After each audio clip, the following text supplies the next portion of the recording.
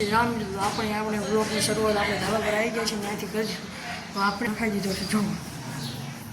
જોયો ને હરીશમાં આપણે નખાઈ દીધેલું છે તો આપણે બારી બાણા હોતક નખાયા છે અને એ બારી બાણા 70,000 જેવું થયું છે તો અમને બારી બાણા દેખાડવું આ બારી બાણા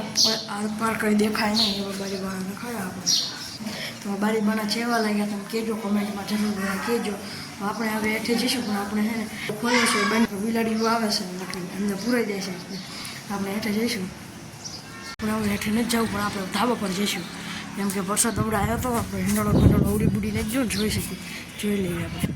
તો તમે જોઈ શકો છો આપણે ધાબા પર ચડી રહ્યા છીએ મિત્રો કાલે અમારા ગામમાં વાવાઝોડું આવ્યું હતું એમાંથી કોકની આ પાઇપ આવતી રહી છે લઈ જજો અમારે કોઈનું રાખવું નથી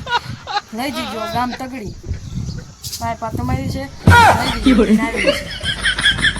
આપણા ઘરથી ગામાળ ઉપર આવેલું છે ગામનો નજારો જોઈ શકીએ છીએ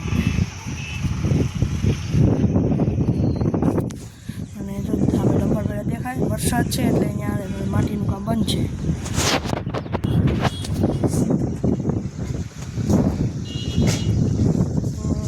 તો આપણે હવે હેઠે જઈશું અને ગામમાં શ્રીમત છે તો ત્યાં જમવા જવાનું છે આપણે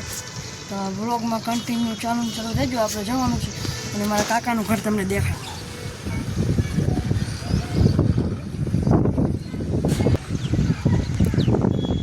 કાકાનું ઘર તમને દેખાય હિંડોળો મેં વાવાઝોડું આવ્યું તો આડો પડી ગયેલો છે તો તમને આ મિની વ્લોગ ગમ્યો હોય તો લાઈક કરો શેર કરો કમેન્ટ કરો સબસ્ક્રાઈબ કરો